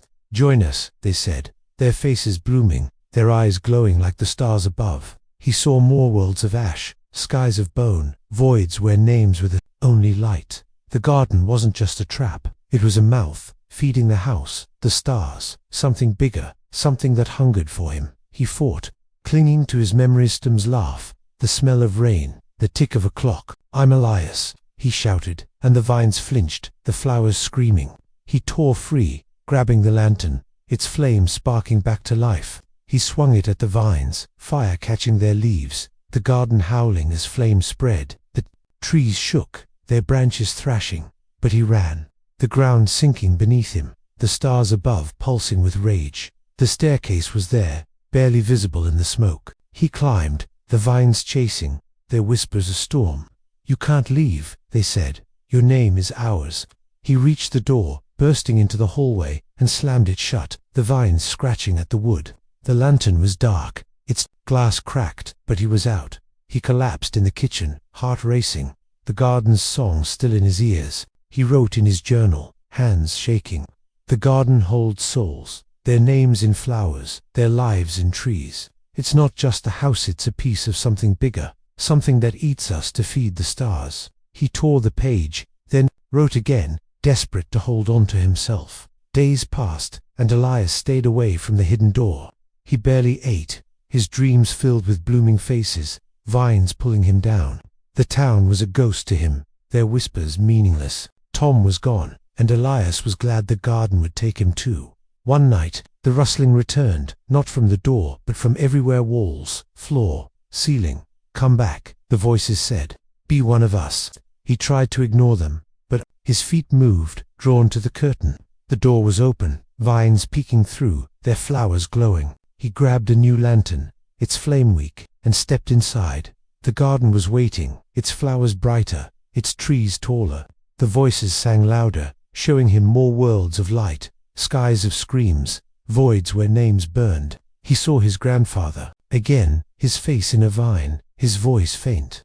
"Burn it," he said. But the garden laughed, its vines reaching. Elias felt his name slipping, his soul thinning. He fought, remembering his life, his name. Smashed the lantern against the stone, fire sparking, the garden screaming. He ran, the flames spreading, and collapsed in the hall. The house groaning. He sealed the door with boards, nails, prayers. But the garden's song stayed, its faces in his mind. He knew more rooms waited, more horrors, and the house would call again. Ch number 10, whispers from beyond. Elias was a flicker of himself, his soul worn to threads by the house's endless horrors. The garden's blooming faces, their vines and whispering petals, had joined the cacophony of the whispering door. The shadows, mirrors, stars, pool, nightmares, clock, and walls. Each room a thief, stealing pieces of him until he was barely more than a name. The town of Eldridge was a forgotten dream, their whispers of mad Elias lost in the wind. Tom's absence was a knife in his heart, his friend's last words, "You're not right." Elias, a fading echo in a mind drowning in other voices. Clara, Samuel, Lily, his grandfather. The letter, the rooms. "Remember, Elias, come find what waits," was a noose, its words tightening with every step he took. He hid in the kitchen, the fire's glow a frail shield against the house's cold hunger. His clocks, once his anchor, lay in pieces, their gears as scattered as his thoughts. He couldn't mend them anymore. His hands trembled, his mind choked with visions of trapped souls in cosmic voids. He wanted to burn the house, to run and never look back, but it held him, its whispers woven into his breath, its rooms amazed he couldn't escape. Each one had shown him something worse, something vaster, tying the house to a universe that fed on names, on lives, on him. One starless night, a silence smothered Eldridge. Elias heard a new sound, not whispers, ticks, scratches, or rustling, but a hum, low and deep, like a song from beyond the world. It came from nowhere and everywhere, vibrating through the walls, the floor, the air itself. He grabbed his lantern, its flame a faint spark, and stood, his boots heavy on the creaking floor. The hum grew, pulling him toward the living room, a place he rarely entered, its furniture draped in dusty sheets, its windows dark as closed eyes. The air was thick, smelling of ozone and something ancient, like stone worn by time. In the center of the room, where a rug should have been, was a circle of stones, each carved with symbols, circles, spirals, lines like those in the basement and garden. He didn't remember them being there, but the house had a way of shifting, showing what it wanted. The hum came from the circle, and within it, the air shimmered, like heat rising from a road. Elias stepped closer, and the hum became voices, not from the house but from beyond, soft and sharp, like wind through a cracked window. "Elias," they said, their tone neither kind nor cruel, but vast, as if spoken by something that dwarfed the stars. He froze, heart pounding, the lantern shaking in his hand. The air in the circle rippled, forming shapes, not faces or shadows, but forms, vague and fluid, like mist given life.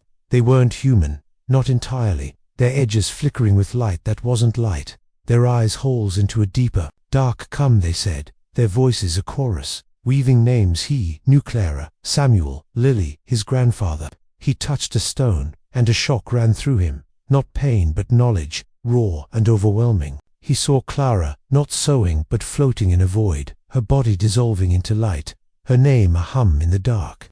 Then Samuel, not drowning but drifting among stars, his name a pulse in the cosmos. His grandfather, standing in this room, facing these forms, his voice pleading, "Let me go."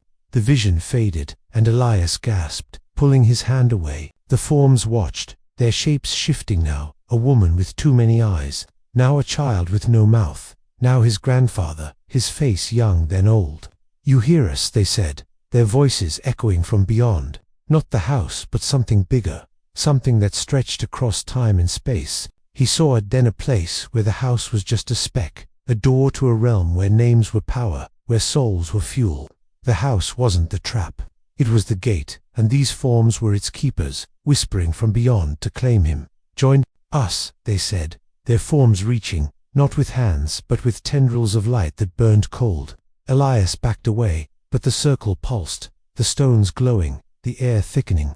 The lantern's flame flickered, and he saw himself among the forms, not as Elias, but as a shape, his name a hum in the void. The thought made him sick, his stomach twisting, but the voices kept calling, promising truth, eternity, peace. He saw more worlds of glass, skies of fire, voids where names were the only sound. The house was a bridge, feeding these forms, these whispers from beyond, with the souls it trapped. He stumbled, tripping over a sheet-covered chair, the lantern slipping. The forms moved closer, their tendrils brushing his skin.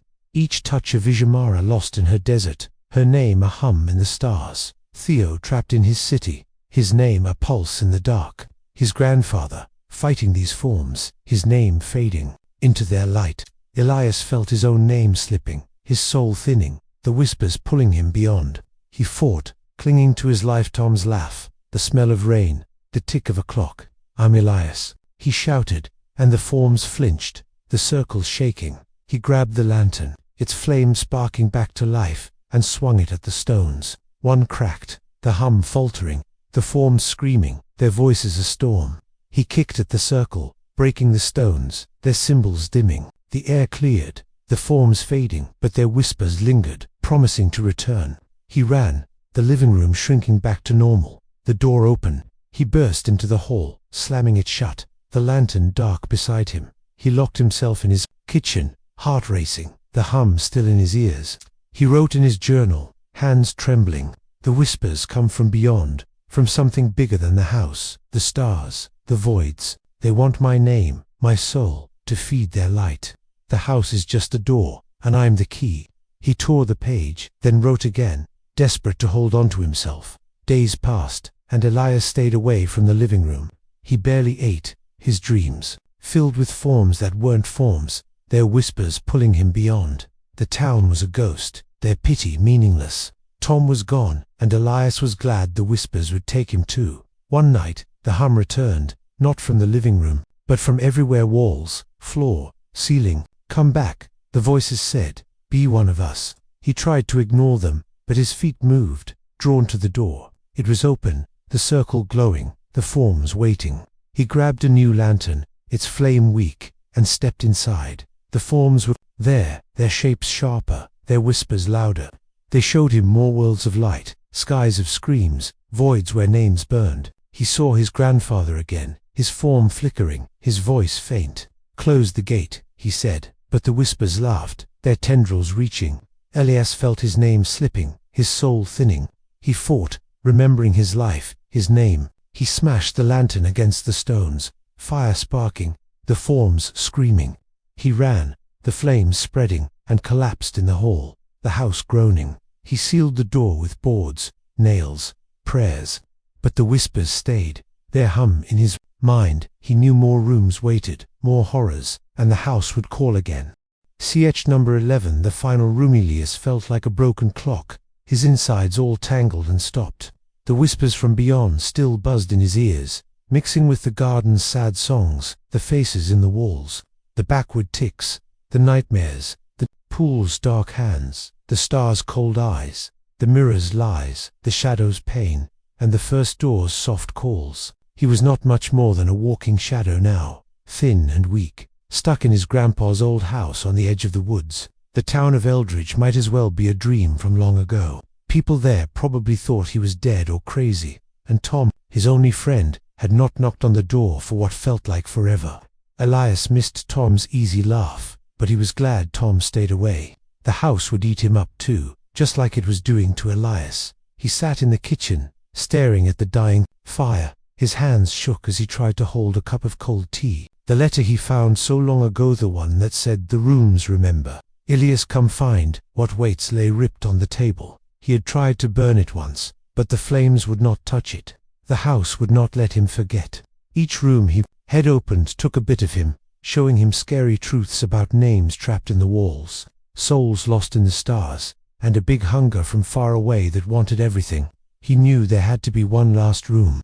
The whispers told him so. Night after night, they said it was the end, the heart of it all. He wanted to run, to hide under his bed like a scared kid, but the pull was too strong. The house owned him now. One cold night, with no moon and wind howling like angry ghosts, Elias heard it. Not a whisper or a tick or a scratch, but a deep rumble, like thunder from inside the earth. It shook the floor under his feet and made the walls tremble.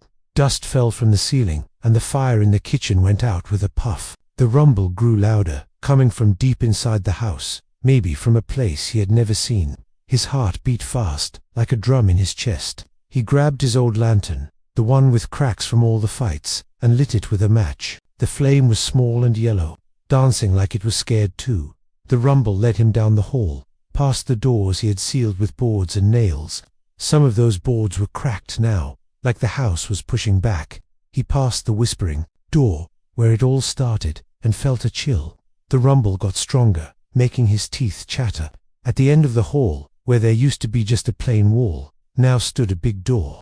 It was made of black stone, not wood, with no knob or keyhole. Carvings covered it, names, thousands of them, glowing red like hot coals. Elias saw his own name there, right in the middle, pulsing like a heartbeat. Elias ... This is the end. The door rumbled, its voice deep and old, like the whole house speaking at once. He stepped back, but his feet would not move far. The carvings moved, the names twisting like snakes. He saw Clara's name, Samuel's, Lily's, his grandpa's, all the ones from the other rooms. They seemed to scream without sound. Elias put his hand on the door, and it burned cold, like ice on fire. A vision hit him hard, knocking him to his knees. He saw his grandpa, old and tired, standing right here. Grandpa held a big book, reading words that made the air spark. The door opened for him, and inside was a big room, full of light and dark mixed. Grandpa stepped in, calling out, "I'll stop you." But things inside grabbed him, long arms, made of shadow and starlight. They pulled him apart, his name flying out like dust. The vision changed, showing other people. Clara sewing in the room, her needle turning to bone. Samuel sailing on a sea of black. Lily dancing with vines that choked her. All of them ended here, in this final room, their names fed to something, huge and hungry. Elias pulled his hand away, breathing hard. The door cracked open on its own, just a bit, and a wind came out, smelling like old books, rain, and something dead. "Come in, Elias. See the truth," the rumble said. He did not want to, but his body moved, like strings pulled him. He pushed the door wide, and the lantern's light showed a room bigger than the whole house. The walls were not walls, they were moving, like alive, covered in eyes that blinked, and mouths that whispered. The floor was glass, showing a deep hole below, full of swirling colors, reds, blacks, blues, like a storm in space. Above, the ceiling was gone, open to a sky with stars that moved too fast, spelling names over and over. He stepped in, and the door shut with a boom. The rumble laughed now, shaking everything. "Welcome to the heart," it said. Elias walked slow, his boots clicking on the glass. Under his feet, he saw faces in the swirl, people he knew from the visions, twisting in pain. They reached up, their hands hitting the glass but not breaking through. "Help us," they mouthed. Elias felt sick, his stomach turning. The room was the center, where all the other rooms met. He saw doors on the walls, each one like the ones he had opened. The whispering door, the black shadow door, the pale mirror door, the round star door, the iron basement door, the attic hatch, the parlor clock door, the dining room wall door, the garden vine door, the living room circle door. They were all here, linked like a web. A big shape rose in the middle of the room, like a throne made of bones and stars. On it sat a thing, not a person, but a monster, tall and thin, with skin like night sky, full of twinkling lights. Its eyes were black holes, sucking in light, and its mouth was a smile with too many teeth. "Elias," it said, voice like the rumble but smoother, like honey over rocks. "You've come far. Now, give me your name." Elias froze. This was it, big hunger, the thing from beyond that the house served. It fed on names, on souls, growing strong from them. The monster waved a hand, and visions filled the room. Elias saw the house's start. A man named Henry built it long ago on a spot where a star fell, cracking the earth. The star brought this monster, a piece of the cosmos that wanted to grow. Henry made rooms to trap people, feeding their names to it. Grandpa found out, tried to stop it, but got caught. Now, Elias was the last. "Your family served me," the monster said. "Now, you will too." Elias shook his head. "No, I won't." But the monster laughed, and chains of light shot from the throne. Wrapping his arms, he fought, pulling hard, but the chains burned. Memories flashed, not his, but others. He felt Clara's fear as she sewed her last stitch, Samuel's panic as waves of stars drowned him, Lily's joy turning to terror in the dance. Their names hit him like punches, making him weak. The glass floor cracked under him, and hands from below grabbed his legs, pulling down. "Join them," the monster said. Elias saw his own life flash, fixing clocks as a boy, watching stars with Grandpa, laughing with Tom, finding the letter.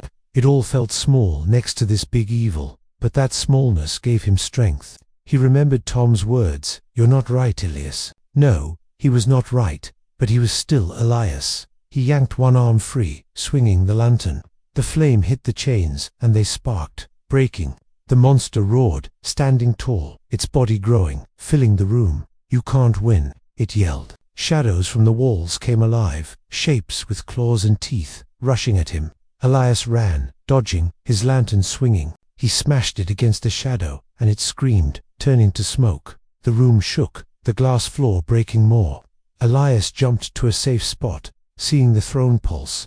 That was the heart he had to break it, but the monster blocked the way, its eyes shooting beams of dark light that burned the air. Elias ducked behind a door, the mirror. One hand saw his face in it, old and scared. "Fight," his reflection said, sounding like Grandpa. He nodded, running out, grabbing a piece of broken glass from the floor. It cut his hand, blood dripping, but he threw it at the monster. It hit an eye, and the thing howled, black ooze spilling. More visions came, trying to stop him. He saw the town burning, Tom screaming his name, the woods full of eyes, but he knew they were lies. "You're not real," he shouted. The monster lunged, its teeth snapping, but Elias rolled away, closer to the throne. The chains came again, but he cut them with another glass shard. The names in the walls screamed, helping now, like they wanted free. "Break it." They yelled. Clara, Samuel, Lily, Grandpa. Elias reached the throne, his body hurting, blood on his clothes. The monster grabbed him, lifting him high. "Your name is mine," it said. Elias felt it pulling, his soul stretching. He saw stars inside him, his life fading. But he had one thing left, the lantern, still lit a little. He smashed it on the throne, oil spilling, flame catching. Fire spread fast, eating the bones and stars. The monster dropped him, screaming, its body cracking like dry earth. The room went wild. Walls fell, doors broke open, the glass floor shattered. Elias fell into the swirl below, but hands caught him, not pulling down, but up. The trapped souls, free now, lifted him. "Go," they whispered. "Live." He climbed out, running as the room collapsed. The door to the hall was open, and he tumbled through, the black stone door slamming shut forever. He lay in the hall, breathing hard, the house quiet for the first time. No whispers, no rumbles. The carvings on the door faded, names gone. Elias stood, weak but alive. He walked to the front door, opened it, and stepped outside. The night air was fresh, stars normal above. He was free, but deep down, he knew the house remembered, and so did he. Chapter 12. Eternal remembrance. Elias stood outside his grandfather's house, the night air cold and sharp against his skin. The stars above Eldridge twinkled, no longer spelling names or blinking like hungry eyes. The house behind him was silent, its whispers gone, its doors still. He had faced the final room, fought the monster that fed on souls, and broken its heart of bones and stars. The trapped names Clara, Samuel, Lily, his grandfather had helped him escape, their voices lifting him from the collapsing void. He was free, but he didn't feel it. His body ached, his hands bled from glass cuts, and his heart carried the weight of every story the house had told him. He walked to the edge of the woods, his boots crunching on frost-covered grass. The town of Eldridge slept in the distance, its lights faint, like candles about to go out. He hadn't seen it in months. Maybe years' time felt broken after the clock room, the letter, the rooms. Remember, Elias, come find what waits, was ash in his mind. Its words burned away but still heavy. He wanted to go back to fixing clocks, laughing with Tom, living a small, quiet life. But the house had changed him. He wasn't just Elias anymore. He was a keeper of names, a holder of stories too big for one man. The wind blew, and he shivered, pulling his coat tight. His lantern was gone, smashed in the final room, but he didn't need it.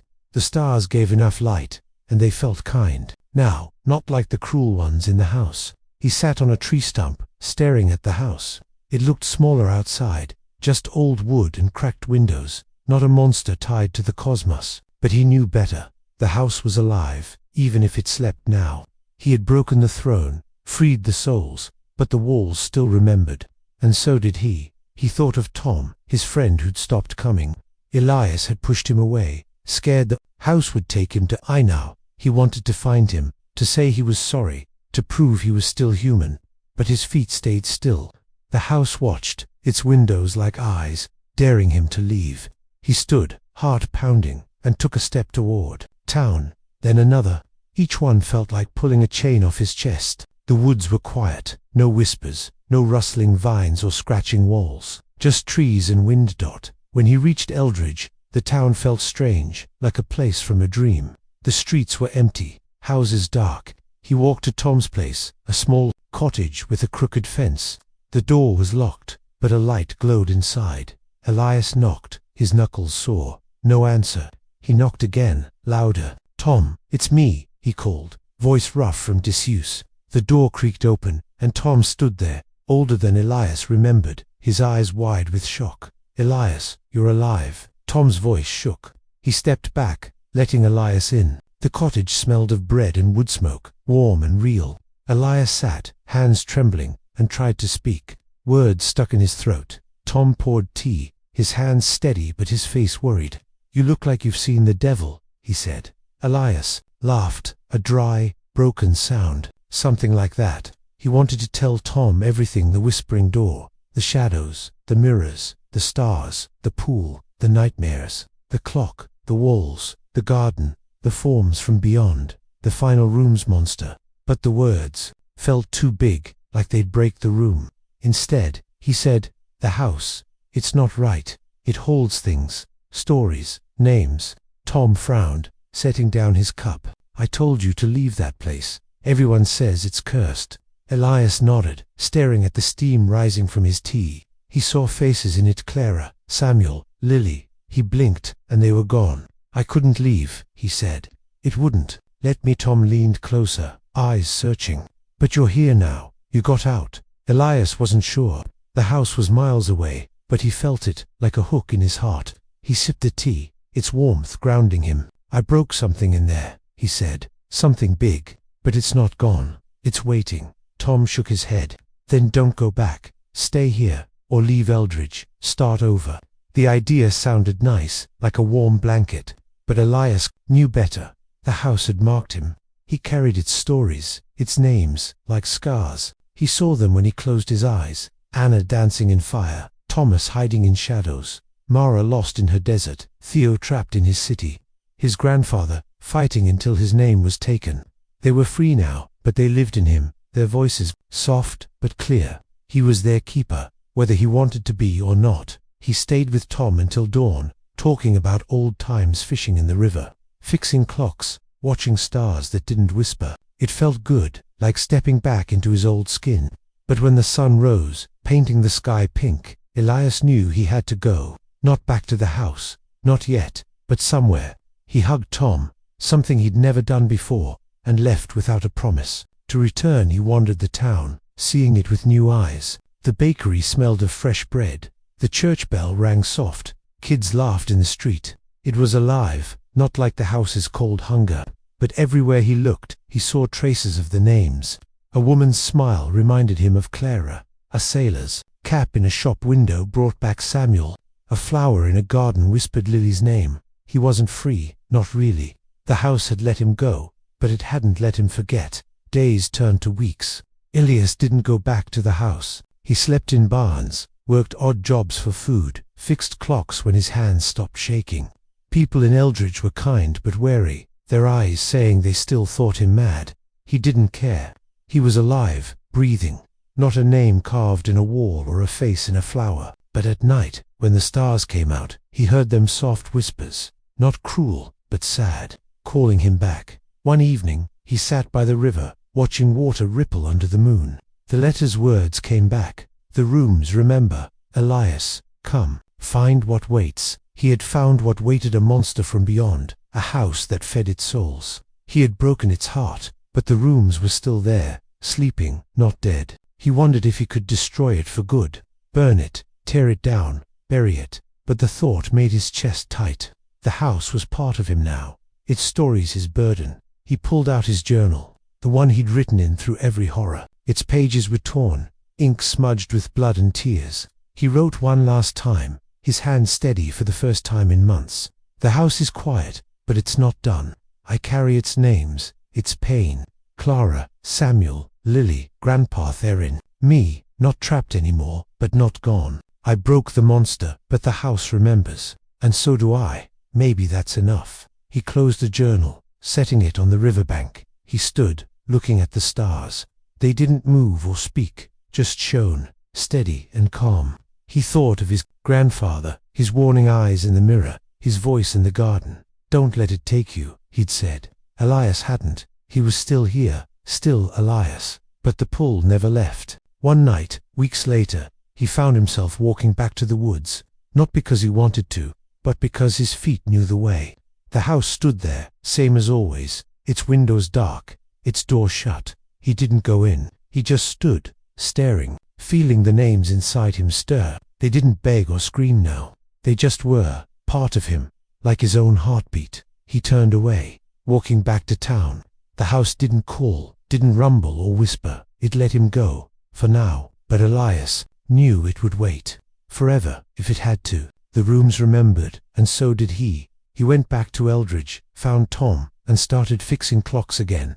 His hands weren't as steady as before, but they worked. He laughed sometimes, ate bread, watched the stars.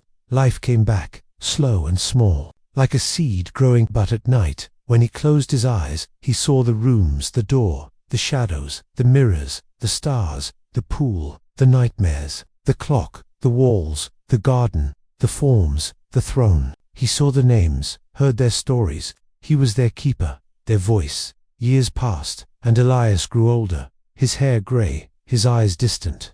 The town forgot the whispers of mad Elias, calling him just Elias now, the clock fixer who lived alone. He never went back to the house, but he felt it, always there, on the edge of the woods. Kids dared each other to go near it, saying it was haunted. Elias smiled when he heard, saying nothing. They didn't know the half of it. One day Tom asked, "You ever think about going back?" Elias shook his head. "No need, it's in me." Tom didn't understand, but he nodded, passing him a cup of tea. Elias sipped, tasting the warmth, and thought of the names. They were quiet now, not gone but resting. He wondered if they'd wake again, if the house would call. He hoped not, but he was ready. The stars still shone at night, and Elias watched them, not afraid anymore. He remembered Clara's sewing, Samuel's sea, Lily's dance, his grandfather's fight. He remembered the monster, its black hole eyes, its honey-smooth voice. He remembered breaking it, freeing the names. They lived in him, eternal, not trapped but held, Like stories in a book, Elias lived on, fixing clocks, living small. But he was more than that. He was the one who remembered, the one who carried the house's truth. And that, he knew, was enough. Word count, 5032.